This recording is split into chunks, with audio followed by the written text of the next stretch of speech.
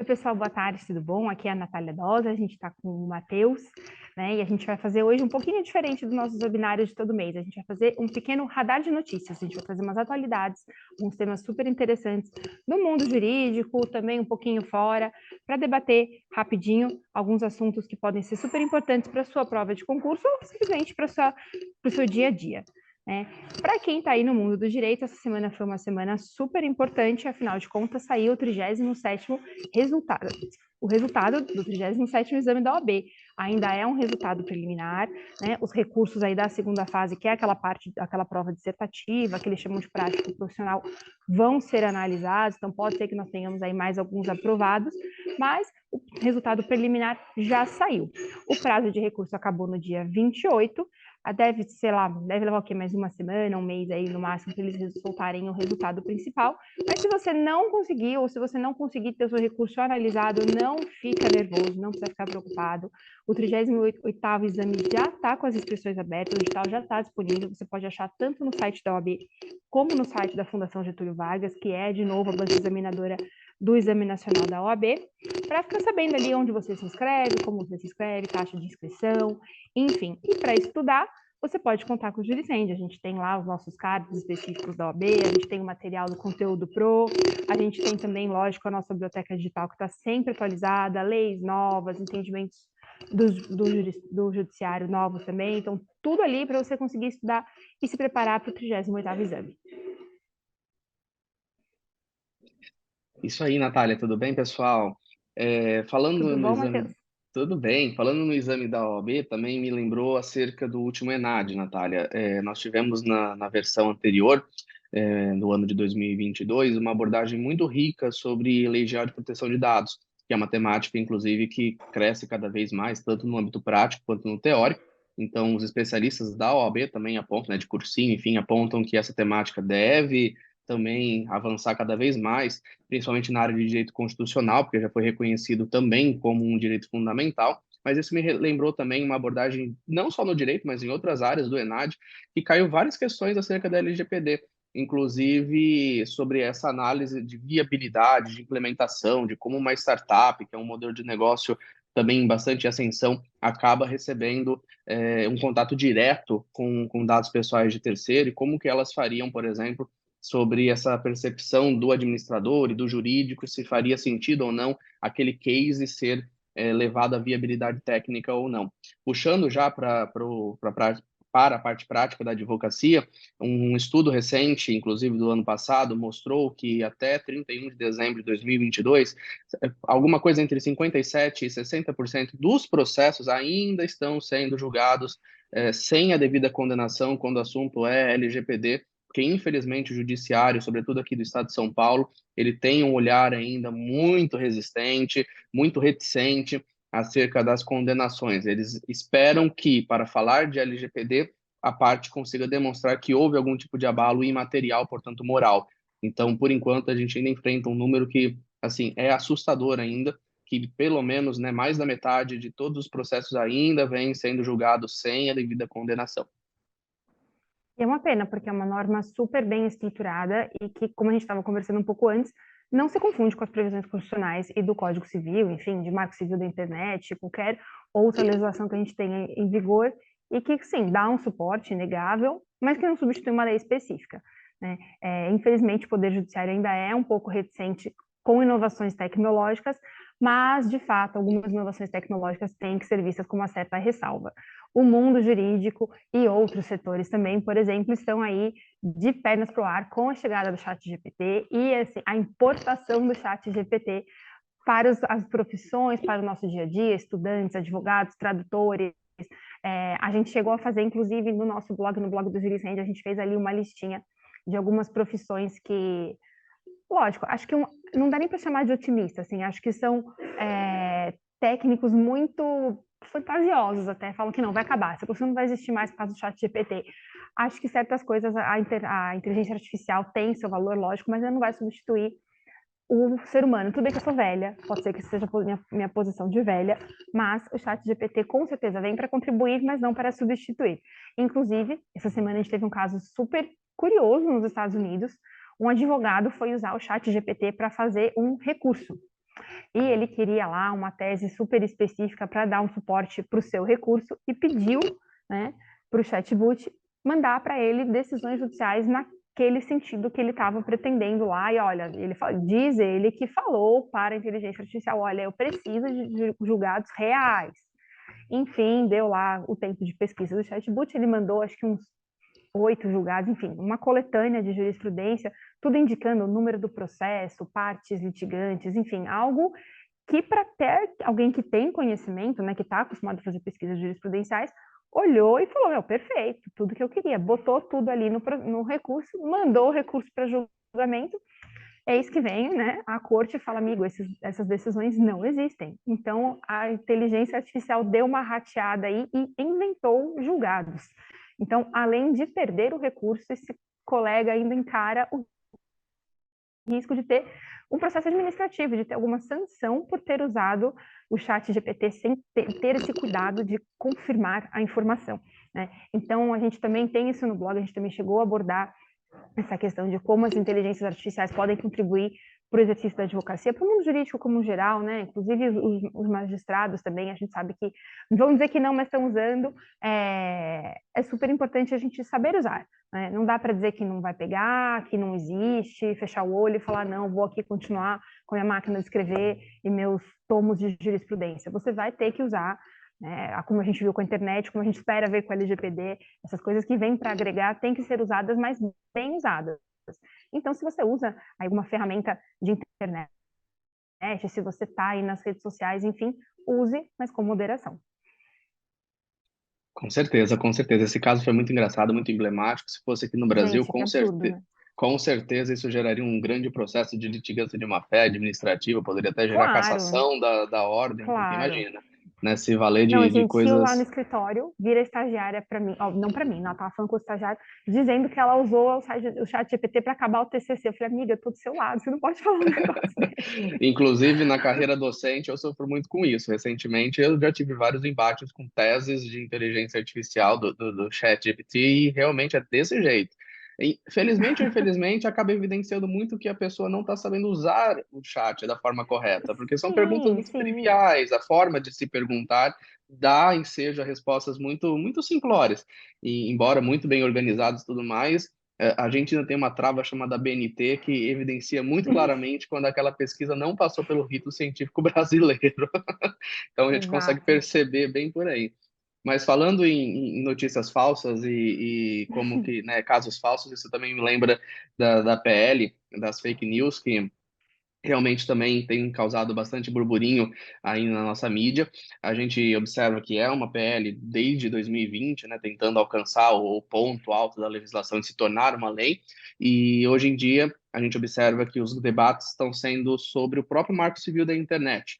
O Marco Civil da Internet ele tem aquela previsão expressa de que certos tipos de provedores eles não se responsabilizariam pelos conteúdos criados por terceiro, né? Apenas são obrigadas a excluir caso venha a ter uma decisão judicial. Mas é importante lembrar que o Marco Civil da Internet, uma legislação concluída em 2014, passou por um processo multi-stakeholder de redação muito legal, ele foi muito bem construído, mas está batendo aí o aniversário de 10 anos praticamente, e o que para a internet é quase uma coisa jurássica, né? Então, Com realmente está certeza. na hora de fazer algumas atualizações, a gente não pode mais se assentar em cima do Marco Civil da Internet e achar que as empresas não podem ser punidas se esse conteúdo que elas impulsionam, patrocinam, lucram em cima são conteúdos falsos, e aí a gente sabe que em cima desse conteúdo falso, todo o desserviço que isso gera, né? Então, acaba com o processo democrático, acaba com né, cria desinformação, cria conflito, cria uma espécie de alienação coletiva, então é muito perigoso, e aí a PL segue aí causando polêmicas sobre censura, não censura, ofende o Marco Civil, não ofende, é hora de mudar o Marco Civil, não é hora. Enfim, estamos cada vez mais caminhando para essa necessidade de atualização do Marco Civil da internet para que a gente alcance talvez uma legislação muito bem estruturada, assim como o Marco Civil foi, né, não sendo injusto com ele, mas é necessário que tenha uma atenção muito grande, que tem muitos atores visíveis e invisíveis nesse processo aí na indústria da fake news, então tem que ter um olhar atento realmente a todos esses vetores. Sim, como você mesmo disse, são 10 anos, né? E internet, gente, 10 anos atrás o telefone era desse tamanho, hoje o telefone é isso aqui. Então não dá para dizer que funciona perfeitamente. Na verdade, isso devia ser uma coisa que devia ser feita assim com regularidade para qualquer norma, né? Um momento de sentar, rever, revisar. O Código Civil também aí está batendo seus bons 20 anos e por aí vai, e ninguém para dar uma olhada se aquelas coisas fazem sentido ou não. Algumas coisas vão mudando aí no meio do caminho, mas aquela análise mais detida, mais profunda, né, que bata com aquele processo que foi feito no começo para a edição da norma, a gente nunca vê, né? E é isso aí, gente. PLs são assim uma festa no Brasil. A gente tem projeto legislativo para tudo, dos bons e dos ruins, e tivemos essa semana uma movimentação muito grande no projeto de lei que vota o marco temporal. O marco temporal, para quem não sabe, o que diz o marco temporal para as populações indígenas. Ele diz que são suscetíveis de demarcação as terras indígenas que estavam efetivamente ocupadas por indígenas na época da promulgação da Constituição de 88. E isso, qual é o grande problema, qual é o grande impacto isso para o direito das populações originárias? Evidentemente que em 1988 eles já não ocupavam 90% do território que eles ocupavam em 1500. Né? Já tinha ali havido uma boa dilapidação de terras, enfim, extermínio de população. É muito mais do que só dar um espaço, né? É reconhecer a existência daquela cultura, reconhecer a importância da população originária na formação da população brasileira, né? Da nossa história, da nossa cultura. E a terra para ele é muito mais do que, eu vou fazer a minha moradia aqui. É um lugar em que eles exercem a religião deles, os costumes. Eles têm uma relação muito mais profunda com o território do que nós temos, por exemplo. Então, simplesmente limitar estava ocupado ou não estava ocupado pode ser uma questão um pouco conflituosa, especialmente para quem vem aí, quem tem essa história, né, como é o Brasil, e a gente fala que tem quem defende aí a derrubada do marco temporal, fala que olha, o Brasil é terra indígena. Se você for ver, né, nossos primeiros habitantes sempre foi a população indígena. E o PL foi votado essa semana, passou pela Câmara dos Deputados, segue agora para o Senado, né, e isso representa, assim, lógico, uma derrota, né, do governo, dessa nova política que a gente tem aí né, da troca da presidência da República, uma política mais voltada para a questão ambiental, para a questão humanitária, inclusive até uma resposta ao que foi aí o escândalo dos Yanomamis, né, de ver como a população estava abandonada. Mas, independentemente das tensões políticas, é óbvio que o negócio tem que ser analisado com muita calma e espera-se que o projeto seja visto com muita calma pelo Senado, já que alguns críticos, inclusive a própria Marina, né, a nossa ministra do Meio Ambiente do momento, diz que a análise ali no Congresso foi feita de uma forma um pouco leviana. E para colocar ainda mais, né, tensão aí nesse assunto, o STF voltou a pautar também o julgamento do marco temporal para acontecer no próximo dia 7 de junho, ou seja, daqui a uma semana, praticamente, na quarta-feira. O processo teve ali um pouco de movimentação em 2019, temos já um voto para cada lado, o voto do Cássio Nunes, inclusive, assim, indecifrável, desculpa, eu sei que a gente não pode dar nossas visões pessoais, mas eu juro que até hoje estou tentando entender o que ele quis dizer ali, porque ele fala, não, os povos indígenas são muito importantes, e por isso eu voto pelo marco, eu estou tentando entender onde ele quis chegar, mas tudo bem, é isso aí, tá dado o voto, vamos ver o que acontece, né? A suspensão do julgamento foi por conta de um pedido de vista do ministro Alexandre de Moraes, que deve ser o primeiro a votar aí na volta do dia 7, se de fato for julgado dia 7, se não tiver mais nenhum adiamento, porque isso também a gente sabe que, até por envolver aí uma questão política que hoje é complicada para o governo, realmente o STF vai comprar essa briga com o Congresso Nacional, vai decidir uma questão que acabou de caminhar num projeto de lei, agora segue para o Senado, a gente tem aí até uma possível interferência dos poderes, onde começa um, onde termina o outro, dá para o STF seguir com esse julgamento, o relator do projeto de lei, inclusive, pede isso, pede que o STF não julgue, ele deixe isso com o Congresso, porque é função do Congresso. Né? Não sabemos o desfecho disso aí. Qual é a sua opinião, Matheus? Dá para o STF julgar ou agora está na mão do Congresso? O STF no Brasil ele tem um poder que não é só, né, um poder judicial, mas ele também tem um poder legislativo muito grande e todas as questões de alta indagação costumam passar pelo crivo do STF, né, embora não seja exatamente a estrutura legislativa brasileira, mas eu acredito que ele vai sim se posicionar, coincidências à parte ou não. Essa semana já é a semana, na semana que vem, na verdade, é a semana que comemora-se o Dia do Meio Ambiente, no dia 5 de junho, então tem toda uma agenda ambiental em jogo também. Infelizmente, como você disse, esse marco temporal ele está sendo observado por vieses matemáticos, né? Então, são 0,2% da população brasileira que não vai Uhum. representar matematicamente muita coisa. É óbvio que não, mas não é por aí que a gente vai, né? Como você muito bem pontuou, as terras são sagradas, os espaços são sagrados, não é uma simples questão de reassentamento, né? Tira daqui e põe para cá, porque terra por Sim. terra é tudo igual, né? E leva-se anos para se ter um cemitério indígena, leva-se anos para um monte de coisa das vertentes culturais acontecerem, elas devem ser preservadas, né? São patrimônios nossos.